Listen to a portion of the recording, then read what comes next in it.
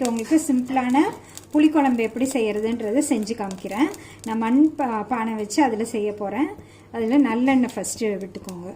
நல்ல ஒரு 5-6 ஸ்பூன். இது கொஞ்சம் புளிக்குழம்பு கொஞ்சம் நிறைய எண்ணெய் ஊற்றி பண்ணால் தான் நல்ல டேஸ்ட்டாக இருக்கும். நல்லெண்ணெய் எடுத்துக்கோங்க. அது காஞ்சோன்னே நான் வந்து வெங்காய வடகம் போடுறேன்.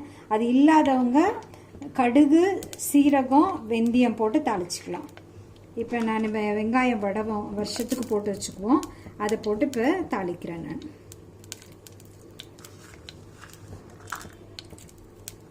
அது பொரியணும் கொஞ்சம்.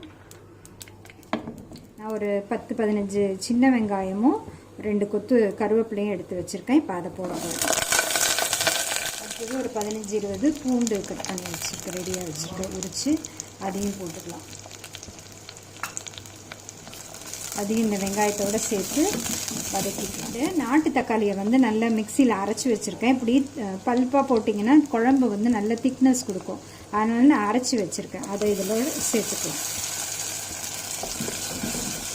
இதுவும் இந்த எண்ணெயோடு சேர்ந்து நல்லா வதங்கணும். கொஞ்சம் தக்காளியோட பச்சை வாசனையை போனோன்னே நம்ம மசாலாலாம் ஆட் பண்ணலாம். 1/2 ஸ்பூன் மஞ்சத்தூள்.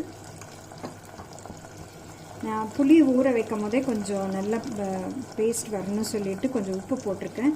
அதனால் இதில் ஒரு ஸ்பூன் கல் உப்பு போட்டுக்கிறேன் நான். அப்புறம் இது வந்து மிளகாத்தூளும் தனியாத்தூளும் சேர்த்து அரைச்சது. அது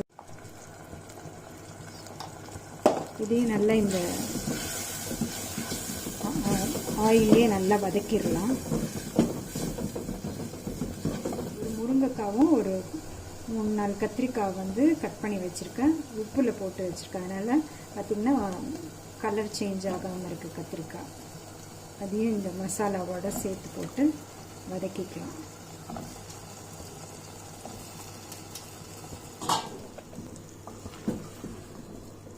இப்போ பார்த்திங்கன்னா எல்லா காயோட மசாலா நல்லா சேர்ந்துருச்சு.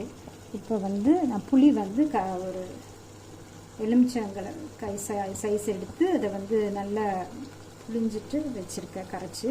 அதை இதோட சேர்த்துக்கலாம். நம்ம கொஞ்சம் தண்ணியாகவே இருக்கட்டும்.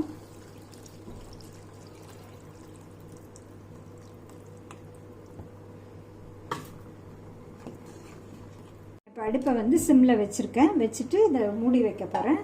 ஒரு 10 மினிட்ஸ் கழித்து நம்ம திறந்து பார்க்கலாம். நம்மளோட சூப்பரான கத்திரிக்காய் முருங்கைக்காய் புளிக்குழம்பு ரெடி ஆயிடுச்சு. நல்லா திக்காயிடுச்சு. இந்த ஸ்டேஜில் நம்ம ஆஃப் பண்ணிடலாம் அடுப்பை. மேலாமில் கொஞ்சம் ஒரு 2 ஸ்பூனு நல்லெண்ணெய் ஊற்றிடுறேன் நான்.